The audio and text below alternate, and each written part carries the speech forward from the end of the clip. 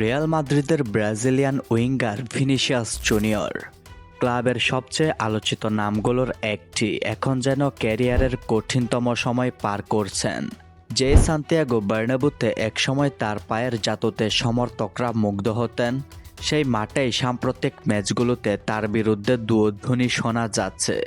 Madrid সমর্থকদের এই প্রতিক্রিয়া স্পষ্ট ইঙ্গিত দেয়, ভিনির বর্তমান পারফরম্যান্স নিয়ে হতাশা চরমে পৌঁছেছে। পরিসংখ্যানও তার পক্ষে কথা বলছে না।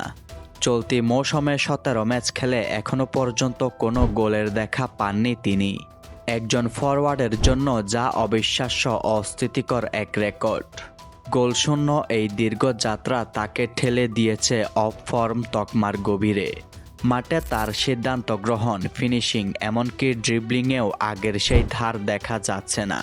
আত্মবিশ্বাস হারিয়ে ফেলা ভিনিসিয়াস যেন এখন নিজের ছায়ার সাথেই লড়াই করছেন। এই সংকটের মাঝেই নতুন এক বিতর্ক জন্ম দিয়েছে ক্লাবের ভেতরে। ভিনিসিয়াস রিয়াল মাদ্রিদের কাছে দাবি তুলেছেন নিজের বেতন বাড়াতে হবে। তার মতে ক্লাবের হয়ে তার অবদান ও ভবিষ্যৎ সম্ভাবনা তাকে উচ্চ বেতনের দাবিদার করে তোলে। তবে বাস্তবতা ভিন্ন। রিয়াল মাদ্রিদ বোর্ড তার সাম্প্রতিক পারফরম্যান্সে মোটেও সন্তুষ্ট নয়। গোল না পাওয়া, মাঠে প্রভাব কমে যাওয়া এবং ধারাবাহিকতায় ঘাটতি, ক্লাব তার দাবি নিয়ে ইতিবাচক অবস্থানে নেই। উল্টো ক্লাবের ভেতরে আলোচনা হচ্ছে এমন পারফরম্যান্সে বেতন বৃদ্ধির দাবিটা কতটা যৌক্তিক।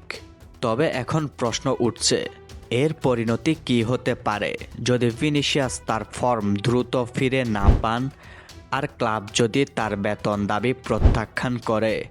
তাহলে সম্পর্ক আরও তিক্ত হওয়ার সম্ভাবনা রয়েছে। পরিস্থিতি যেতে পারে তিন দিকে। ভিনি ফর্মে ফিরে ক্লাবকে আবারও তাকে গুরুত্ব দিতে বাধ্য করবেন, অথবা বেতন বিতর্কে ক্লাবের সাথে দূরত্ব বাড়িয়ে নতুন ক্লাব খোঁজার ইঙ্গিত দিতে পারেন। কিংবা রিয়াল মাদ্রিদ নিজেই তাকে বিক্রির সিদ্ধান্ত নিয়ে দল পুনর্গঠনের পথে হাঁটতে পারে। তবে সবকিছুর কেন্দ্রে একটাই সত্য, মাঠের পারফরম্যান্সই নির্ধারণ করবে তার ভবিষ্যৎ। রিয়াল মাদ্রিদের জার্সিতে ভিনিসিয়াসের গল্প এখানেই থামবে, নাকি নতুন অধ্যায় শুরু হবে, তা জানতে অপেক্ষা করতে হবে মৌসুমের বাকি ম্যাচগুলো পর্যন্ত। তবে এই মুহূর্তে বার্নাব্যুতে এক সময়কার হিরো ভিনি এখন শুধু একজন ফুটবলার, যিনি হারানো ফর্ম আর বাড়তি বেতনের দাবির মাঝে পড়ে নিজের ভবিষ্যৎ নিয়েই সবচেয়ে বড় ম্যাচটি খেলছেন।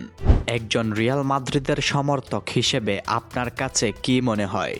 ভিনিসিয়াস জুনিয়রের বর্তমান পারফরম্যান্সে কি আপনি সন্তুষ্ট? এবং ভিনিসিয়াস জুনিয়রের কি বেতন বাড়ানো উচিত, নাকি রিয়াল মাদ্রিদের উচিত তাকে বিক্রি করে দেওয়া?